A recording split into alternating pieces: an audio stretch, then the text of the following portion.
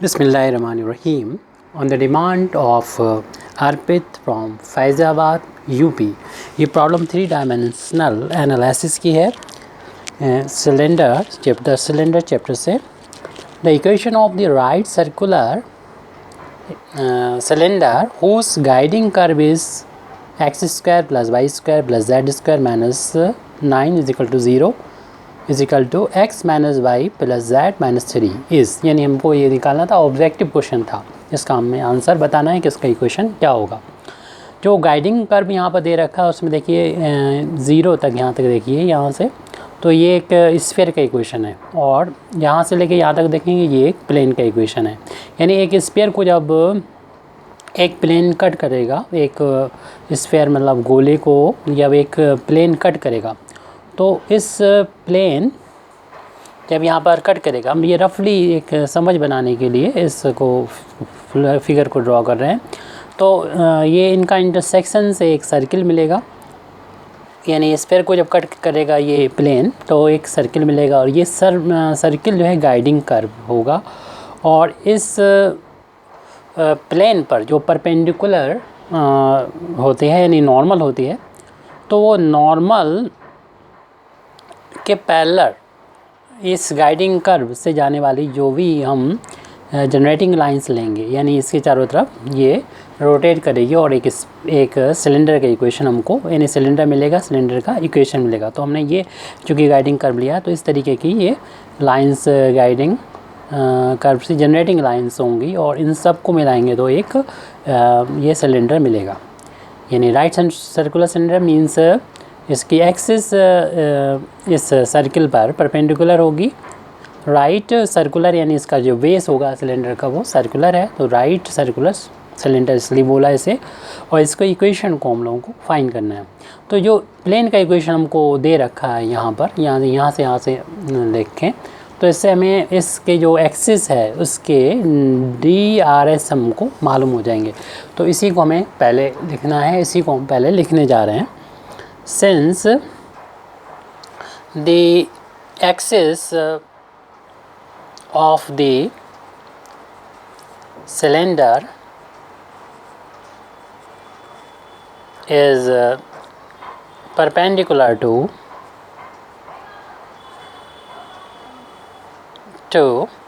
the plane, तो इस plane पे भी परपेंडिकुलर है एक्सिस, ये 90 डिग्री बना रहा है यहाँ से, और इसी तरीके इसकी सारी जनरेटिंग लाइन जो इस एक्सिस के पैरेलल होंगी वो। तो प्लेन था ये, इतना इक्वेशन प्लेन का इक्वेशन है। तो प्लेन का इक्वेशन है x - y + z - 3 = 0। ये प्लेन का इक्वेशन है। इस प्लेन के अगर हमें नॉर्मल के DRS चाहिए, तो x और y और z के जो कोफिशिएंट हैं, नहीं लिखे तो 1 1 होते हैं, तो इनके कोफिशिएंट जो इनके DRS हो जाएंगे। इट्स यानी जो प्लेन है उसके DRS, इट्स यानी DRS means direction ratios are, x का कोफिशिएंट 1 है, y का कोफिशिएंट -1 और z का कोफिशिएंट अगेन 1 है। ये इतना है। अब यहाँ पर हम सिलेंडर पर एक पॉइंट लेंगे, और ये पॉइंट एक पॉइंट नहीं बल्कि इसको जब हम बाद में जनरलाइज करेंगे तो इस एक पॉइंट नहीं बल्कि ये सिलेंडर के जो सरफेस होता है उसके किसी भी पॉइंट को डिनोट कर सकता है। फ़िलहाल हम इस पॉइंट को ले लेते हैं अल्फ़ा बीटा गामा। ये कोई बाउंड्री पे पॉइंट नहीं बल्कि इसके सरफेस सिलेंडर के सरफेस के कोई भी पॉइंट को डिनोट करता है। तो इसमें एक पॉइंट मान ले रहे हैं हम। लेट, इसी से इक्वेशन बनाएंगे सिलेंडर का। Late alpha beta gamma be any point, इस बात को हम यहाँ पर लिख भी दे रहे हैं, any point on the cylinder. तो ये सिलेंडर पर कोई भी पॉइंट है सिलेंडर, तो इस पॉइंट से जाने वाली जो जनरेटिंग लाइन होगी उस लाइन का हम, यानी जनरेटर होगा उसको जनरेटर के इक्वेशन यहाँ पर लिख सकते हैं। एक पॉइंट से जाने वाले और उसका DRS हमें मालूम है, जो पैरेलल लाइंस होती हैं उनको DRS इक्वल होता है। अभी हम बता चुके हैं कि जो एक्सिस है इस सिलेंडर की उसके DRS हमें पता है ये हैं, तो ये DRS है मालूम और ये पॉइंट मालूम है। जब पॉइंट मालूम हो और लाइन के DRS मालूम हो तो उस लाइन का इक्वेशन यानी इस वाली लाइन का इक्वेशन हम आसानी से लिख सकते हैं। तो अगले पेज पर हम इसी इक्वेशन को लिखने वाले हैं, बल्कि हम अगले पेज पर लिखेंगे। तो the equation of generator, the equation of the generator तो बहुत से हो सकते हैं, जनरेटर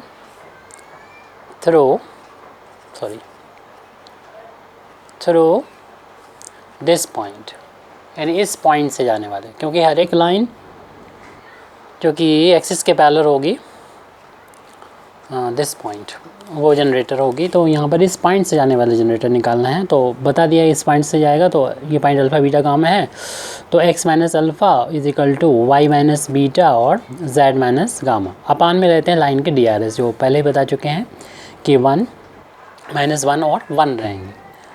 अब यहाँ पर हम इस लाइन पर कोई भी पॉइंट अगर फाइंड करना चाहें जनरल केस में, तो इसको कुछ मान लें, माना कि हमने इसको के कह दिया, तो के इक्वल है तीनों रेशियो। जब तीनों रेशियो के इक्वल हैं तो x माइनस अल्फ़ा अपान 1 भी के इक्वल है, y माइनस बीटा अपान -1 भी के इक्वल है और z माइनस गामा अपान 1 भी के इक्वल है। यहाँ से अगर हम फाइंड करना चाहें x की वैल्यू 1 से इंटू करेंगे के ही रहेगा, और जब अल्फ़ा को ट्रांसपोज करेंगे तो अल्फ़ा प्लस हो जाएगा, अल्फ़ा प्लस करके, और y बराबर हो जाएगा यहाँ पर बीटा प्लस हो जाएगा माइनस करके, और z की वैल्यू यहाँ पर मिलेगी गामा प्लस का के। इस तरीके से यहाँ पर इस लाइन पर यानी इस जनरेटर पर ये पॉइंट हमको मिल जाएगा।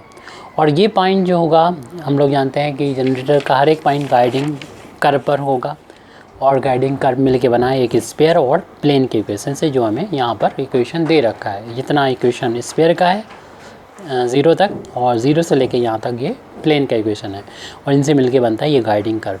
तो जब ये पॉइंट हमने निकाला है, यानी कोई पॉइंट है, तो ये वाला पॉइंट भी जो लाइन इस जनरेटर पर है तो इस गाइडिंग कर्व पर भी होगा। तो उस केस में जो हमने के लिया है, तो इस पॉइंट के लिए यानी गाइडिंग कर्व पे जो पॉइंट्स हैं पढ़ रहे हैं उनके लिए के की वैल्यू क्या होगी। तो इस वैल्यू को फाइंड करने के लिए, चूँकि ये पॉइंट हमने यहाँ पर निकाल लिया है इस लाइन पर, ये वाला पॉइंट, तो ये इस गाइडिंग कर्व को सेटिस्फाई करेगा, तो उसको अलग अलग हम जो इक्वेशन बनाते हुए सेटिस्फाई करा के यहाँ पर लिख देंगे। यानी जो हमारा पहले स्फीयर का इक्वेशन दे रखा था उसमें जहाँ पर भी x मिलेगा वहाँ पर ये वैल्यू रख देंगे अल्फ़ा प्लस के का होल ऑफ स्क्वायर, यानी वहाँ पर था x square plus y square, y की वैल्यू यहाँ पर beta minus k whole of square plus z square था, जेड स्क्वायर, तो z की जगह पर गामा प्लस के और उसका होल ऑफ स्क्वायर, फिर -9 था राइट हैंड साइड में, फिर 0। तो एक इक्वेशन हमारा यहाँ से बना है, और इस इक्वेशन नंबर हम इसको डाल देते हैं, इक्वेशन नंबर 1, और इसको मैं सॉल्व करके के की वैल्यू निकालना है। क्योंकि ये गाइडिंग कर्व पूरा नहीं हुआ, दूसरा है प्लेन भी इसका हिस्सा है, तो उस पर भी ये पॉइंट होगा, क्योंकि जनरेटर पॉइंट है। जनरेटर का अगर ये पॉइंट इस पर लाई करेगा तो क्या के की वैल्यू क्या होगी। हालांकि सारे पॉइंट जनरेटर पर जनरेटर पे जो है वो ये गाइडिंग कर्व पे नहीं होंगे, लेकिन हमने जो लाइन पर ये जनरेटर जो लाइन है उसका ये वाला पॉइंट निकाला है, तो गाइडिंग कर्व पे अगर होगा तो के की वैल्यू क्या होगी वो देखेंगे। क्योंकि के की वैल्यू डिफरेंट होगी तो ये पॉइंट भी डिफरेंट होते जाएंगे। तो हम देखना चाहते हैं के की कौन सी वैल्यू ऐसे पुट किया है कि ये पॉइंट इस पॉइंट पर इन जनरेटर को डिनोट करे। क्योंकि जनरेटर ये अकेला एक नहीं है, पॉइंट अकेला नहीं है, सारे पॉइंट इस सरफेस पर हैं, तो सारे जनरेटर हैं, तो सभी के लिए बात करेंगे। तो उसके लिए के की वैल्यू क्या होना चाहिए, तो इस के की वैल्यू को फाइंड करने के लिए हम एक इक्वेशन और बनाना है यहाँ से। तो ये मिल जाएगा हमको जब हम पुट करेंगे, यानी प्लेन के इक्वेशन में इसको रखेंगे x की जगह पर अल्फ़ा प्लस के, और इसमें था माइनस का था, y की जगह पर रखना है बीटा माइनस के, फिर उसके बाद में प्लस का z था, z के यहाँ पर गामा प्लस के, और -3 राइट हैंड साइड में 0 था। ऐसे इक्वेशन नंबर 2 डालने। अब हमें इन इक्वेशंस को सॉल्व करना है किसी भी तरीके से, और सॉल्व करने के बाद में हम अगर इसमें अपनी तरफ से माना हुआ k जो है उसको एलिमिनेट कर देंगे तो अल्फ़ा बीटा गामा में जो इक्वेशन आएगा वो एक्चुअल में जो कि ये पॉइंट जो था जनरेटर पर, जो कि यानी सरफेस ऑफ सिलेंडर पे था, उस कोई भी पॉइंट को डिनोट करता है। तो अल्फ़ा बीटा गामा में जो एक रिलेशन आएगा वो रिलेशन ही इस सिलेंडर के इक्वेशन को डिनोट करेगा, क्योंकि एक जनरल पॉइंट है, कोई पॉइंट है, ये पर्टिकुलर पॉइंट नहीं है, एक फिक्स पॉइंट नहीं है, बल्कि ये वेरिएबल पॉइंट है, कहीं पे भी मूव करेगा। तो इसलिए इन सारी कंडीशन को सेटिस्फाई करते हुए, यानी जनरेटर पर पॉइंट होंगे तो जनरेटर तो ये इनफाइनाइट होता है, इस तरीके से पूरा हमारा सिलेंडर कवर हो जाएगा और सिलेंडर के इक्वेशन को डिनोट करेगा। बस यहाँ से हम के की वैल्यू, हालांकि हम के की वैल्यू निकाल लेंगे, लेकिन के की वैल्यू का हमें यहाँ पर कोई यूज़ नहीं करना है, मतलब मैं पूछ ही नहीं गई के की वैल्यू हमसे, तो इक्वेशन ऑफ जनरेटर फाइंड करना है, तो इसलिए उससे निकालने के लिए के की वैल्यू इन दोनों इक्वेशन में से एलिमिनेट कर देंगे। तो इस वैल्यू को निकालने के लिए देख रहे हैं इक्वेशन नंबर 2 को हम पहले लिखेंगे और वहाँ से के की वैल्यू निकाल के इक्वेशन नंबर 1 में पुट कर देंगे, और यही फिर जब हम इस पॉइंट का लोकस लेंगे तो इक्वेशन आ जाएगा हमारा जनरेट सिलेंडर का इक्वेशन आ जाएगा। तो फिर हम इक्वेशन नंबर 2 को बुलाते हैं और वहाँ से कलेक्ट कर रहे हैं के को, तो ये माइनस माइनस प्लस हो जाएगा के, और एक के ये है और तीसरा ये हो जाएगा, तो 3 टाइम्स तो के हो जाएंगे यहाँ पर, और अल्फ़ा तो प्लस का है, बीटा माइनस का है, और गामा यहाँ पर ये प्लस का है, और माइनस का 3 है, और राइट हैंड साइड में 0 है। हम चाहते हैं कि वैल्यू फाइंड हो जाए आर की, तो उसके लिए इस दोनों टर्म्स को राइट हैंड साइड में पहुंचा देते हैं और फिर इसको हम लोग सॉल्व करेंगे। तो इस वैल्यू को सॉल्व करके हमने फाइंड करनी है के की वैल्यू। तो ये गामा है हमारा, इनको ट्रांसपोज कर देंगे तो 3k = हो जाएगा। यहाँ पर 3k वैल्यू होगी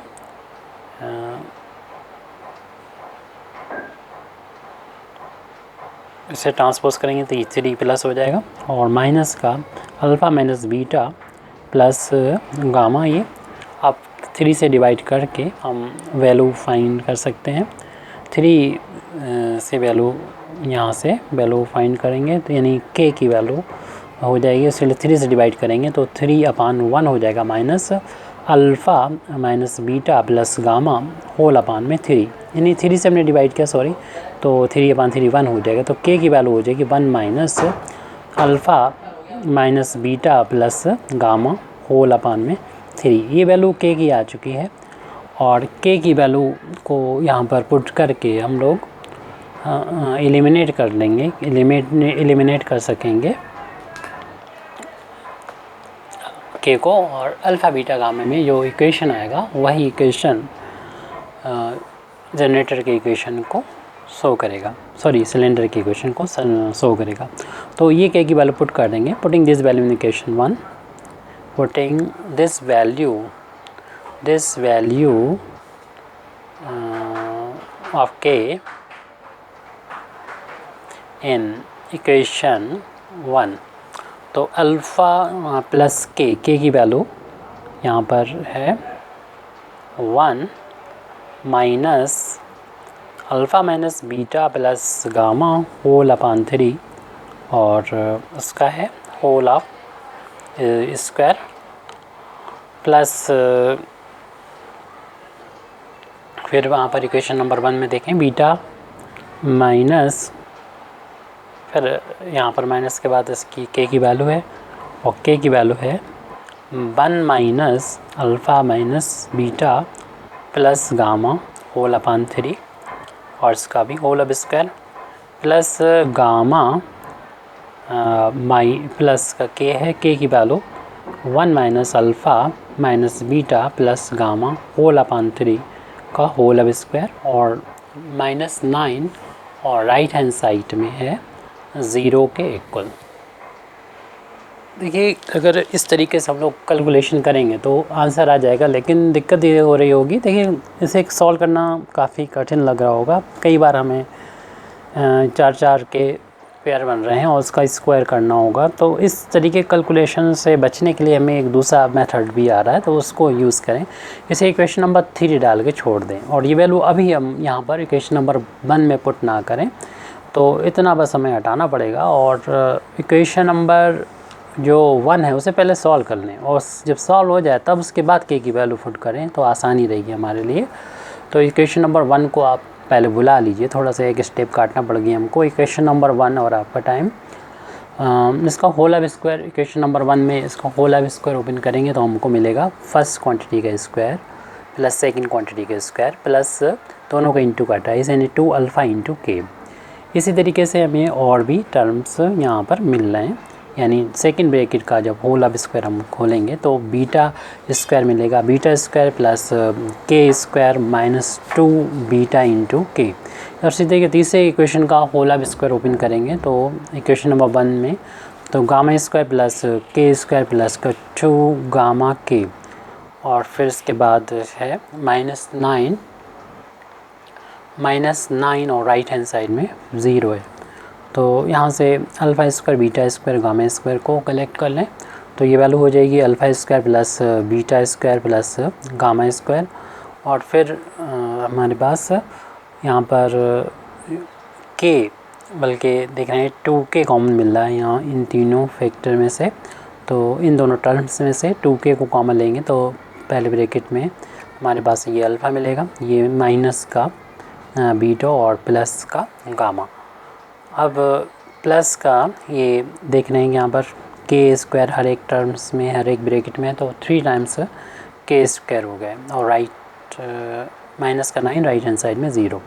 अब यहाँ पर के की वैल्यू पुट कर देंगे जो हमने यहाँ पर निकाली है, तो हमारा कैलकुलेशन थोड़ा आसान रहेगा।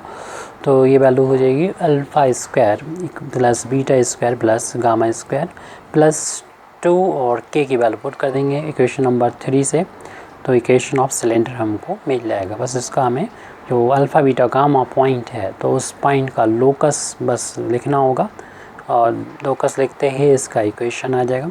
बेटा alpha minus beta plus gamma plus 3 और यहाँ पर के की वैल्यू दोबारा से हमें यही पुट करना है, 1 minus alpha minus beta plus gamma whole upon 3, इसका whole of square minus 9 is equal to 0।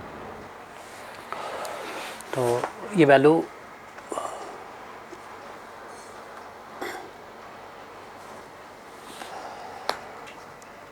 Alpha square plus beta square plus gamma square plus इसमें एलसीएम ले लें 3 को, और उसके बाद फिर इन दोनों का इंटू करेंगे तो 2 और 2 को हम एलसीएम लेके इस तरफ 3 के साथ लिखते हैं 2/3, तो 3 के जब इंटू होगा यहाँ पर और ये ब्रैकेट में ही माना जाएगा, तो 3 माइनस का अल्फ़ा और ब्रैकेट ओपन जब हो रहा था इसके साइन चेंज हो जाएंगे, प्लस बीटा और माइनस हो जाएगा गामा, और alpha minus beta plus gamma. यहाँ पर भी हम 3 को एलसीएम लेते हुए 3 को उधर बाहर लिख लें, जिसमें 3 का तो इंटू हो जाएगा और ये ब्रैकेट माना जाएगा, और इसको जब ओपन करेंगे तो अंदर के साइन चेंज होंगे, तो माइनस हो जाएगा अल्फ़ा प्लस बीटा और माइनस गामा। और इसमें जो भी सॉल्व हो जाए इसका हमें होल ऑफ स्क्वायर भी करना है, इसलिए ये जब 3 हमने एलसीएम लिया और इसका स्क्वायर करेंगे तो ये 9 आएगा यहाँ पर, और माइनस का 9 राइट हैंड साइड में 0 है यहाँ पर। तो वैल्यू मिल रही है हमको alpha square plus beta square plus gamma square plus 2/3, और इन दोनों ब्रैकेट्स का आपस में मल्टीप्लाई करना होगा, तो 3 का इंटू इन तीनों में कर रहे हैं, 3 का इंटू करेंगे तो 3 alpha minus 3 beta plus 3 gamma, फिर माइनस अल्फ़ा का सभी में इंटू कर लें तो minus alpha square minus plus alpha beta और माइनस का गामा अल्फ़ा हो जाएगा, फिर इस बीटा का भी तीनों में मल्टीप्लाई करेंगे तो प्लस मिलेगा प्लस का अल्फ़ा बीटा माइनस का बीटा स्क्वायर और प्लस का बीटा गामा, फिर गामा का अंदर माइनस गामा का अंदर इंटू कर देंगे तो वैल्यू मिलेगी minus gamma alpha minus minus plus का हो जाएगा बीटा गामा, और प्लस माइनस माइनस का हो जाएगा गामा स्क्वायर, ब्रैकेट क्लोज कर दें, फिर 3/9 है ये यहाँ पर, तो 3 से कैंसिल हो जाएगा 9 3 टाइम्स, तो 1/3 यहाँ पर मिला है प्लस का 1/3, और इसका तो होल ऑफ स्क्वायर खोलना है तो इसको दो के पेयर में बांट देंगे, मीन्स 3 माइनस अल्फ़ा कर लेंगे और बीटा माइनस गामा कर लेंगे। इसे a प्लस बी की आइडेंटिटी का होल ऑफ स्क्वायर वाली आइडेंटिटी लगा के हम लोग सॉल्व कर सकते हैं यहाँ पर। तो ये वैल्यू है alpha square plus beta square plus gamma square plus 2/3, और यहाँ पर कुछ कैंसिल भी हो सकते हैं टर्म, तो देख रहे हैं कि गामा या ऐड भी होते हुए नज़र आ रहे हैं। तो 3 अल्फ़ा टर्म है यहाँ पर, और माइनस का 3 बीटा है प्लस का 3 गामा, और फिर इसके बाद अल्फ़ा बीटा के ये 2 टर्म हैं प्लस के, तो 2 टाइम्स अल्फ़ा बीटा हो गया अल्फ़ा बीटा। उसके बाद ये हमने तीनों टर्म लिख लिए थे। फिर गामा अल्फ़ा के 2 टर्म हैं, ये दोनों ही माइनस के हैं, तो 2 टाइम्स गामा अल्फ़ा, और यहाँ पर फिर गामा अल्फ़ा के बाद बीटा गामा के भी 2 टर्म हैं प्लस के हैं, तो 2 टाइम्स बीटा गामा हो गए। अब स्क्वायर वाले टर्म देख लेते हैं। माइनस अल्फ़ा स्क्वायर है माइनस बीटा स्क्वायर और माइनस से गामा स्क्वायर है, इस टर्म को लिख दें, और उसके बाद ये इसका होल ऑफ स्क्वायर ओपन करना है, तो 1/3, तो फर्स्ट क्वांटिटी का स्क्वायर यानी 3 minus alpha square plus second quantity square means beta minus gamma square plus दोनों क्वांटिटी का इंटू का twice 2 times 3 minus alpha into beta minus gamma हो गया -9 = 0। अब यहाँ पर इसका होल ऑफ स्क्वायर हमारा इस 3 को अपान में से ख़त्म करने के लिए पूरे इक्वेशन को 3 से मल्टीप्लाई कर दें, तो ये 27 हो जाएगा, और यहाँ पर 3 से इंटू करेंगे तो 3 times alpha square plus 3 times beta square plus 3 times gamma square plus 2 times, और यहाँ पर मैं कुछ भी नहीं कर सकता, ऐसे ही नोट कर लें, 3 alpha minus 3 beta plus 3 gamma plus 2 times alpha beta minus 2 times gamma alpha plus 2 times beta gamma minus alpha square minus beta square minus gamma square, bracket close, और 3 से इंटू किया तो ये 3 हट जाएगा। इसका होल ऑफ स्क्वायर ओपन कर लें, तो 3 का square 9 plus alpha square minus का 6 अल्फ़ा हो जाएगा। यहाँ पर इसका होल ऑफ स्क्वायर करेंगे तो beta square plus gamma square और माइनस 2 टाइम्स बीटा गामा। अब इन दोनों ब्रैकेट्स का आपस में मल्टीप्लाई करेंगे, 2 बाहर रहेगा, तो 3 बीटा माइनस का 3 गामा, और अल्फ़ा का इंटू करेंगे माइनस अल्फ़ा बीटा और प्लस का हो जाएगा गामा अल्फ़ा, और माइनस ब्रैकेट ओपन करते हुए ब्रैकेट क्लोज करते हुए -9, और राइट हैंड साइड में 0 के इक्वल चल रहा है। 3 times alpha square plus 3 times beta square plus 3 times gamma square plus 2 का अंदर मल्टीप्लाई कर देंगे तो ये वैल्यू हो जाएगी 6 अल्फ़ा माइनस, ये 3 से मल्टीप्लाई किया था पूरी इक्वेशन को, तो ये यहाँ पर 27 होना चाहिए था, तो ये वैल्यू हो जाएगी -27 = 0। तो इस ब्रैकेट को ओपन कर रहे हैं, 2 से इंटू किया तो 6 अल्फ़ा माइनस 6 बीटा और प्लस का 6 गामा, 2 से इंटू किया तो ये प्लस का 4 अल्फ़ा बीटा माइनस का 4 गामा अल्फ़ा प्लस का 4 beta gamma minus 2 times alpha square 2 times beta square minus 2 times gamma square. फिर इस ब्रैकेट को हटा दें, जो बड़ा ब्रैकेट है, तो बचेगा 9 plus alpha square minus 6 alpha plus beta square plus gamma square minus 2 beta gamma, और इस ब्रैकेट को ओपन करेंगे तो 2 का अंदर इंटू हो जाएगा, प्लस का 6 beta minus 6 gamma minus 2 times alpha beta और plus 2 times gamma alpha minus 27, right hand side में है 0। अब इन कैलकुलेशन इसमें कर लें कि यहाँ पर 4 टाइम्स हो जाएंगे अल्फ़ा स्क्वायर, 4 टाइम्स में से ये 2 टाइम्स अल्फ़ा स्क्वायर माइनस हो जाएंगे, तो हमारे पास यहाँ पर 2 टाइम्स अल्फ़ा स्क्वायर बचेंगे। बीटा स्क्वायर भी देखेंगे 3 टाइम्स और 1 टाइम्स 4 टाइम्स, इसमें से 2 माइनस हो जाएंगे, तो ये भी अगेन 2 टाइम्स बीटा स्क्वायर बचेगा, और गामा स्क्वायर के साथ भी ऐसा ही होगा। तो इस तरीके से ये हमारे पास प्लस का 2 टाइम्स गामा स्क्वायर हो गया।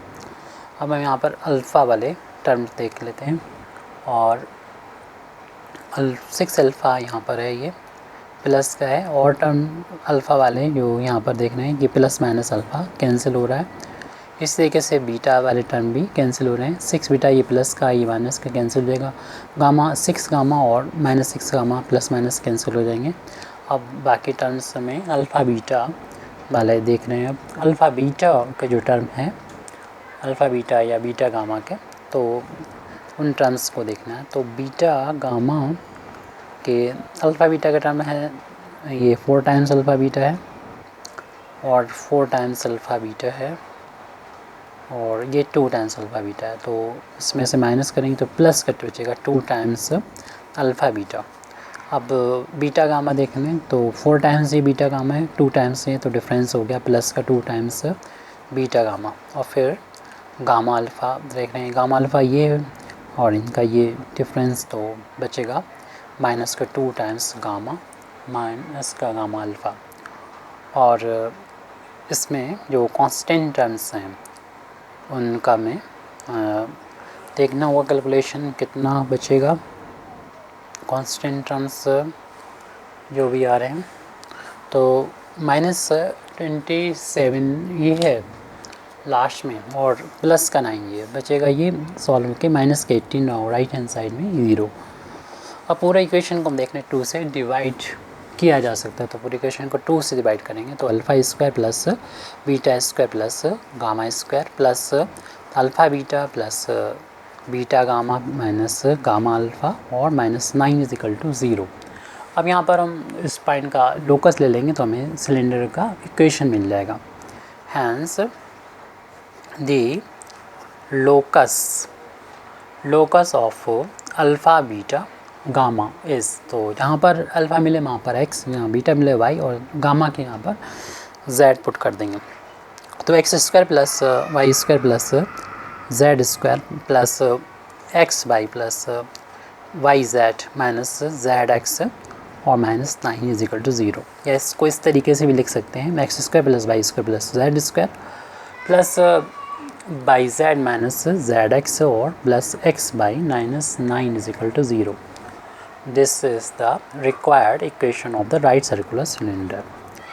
This is the required equation of right circular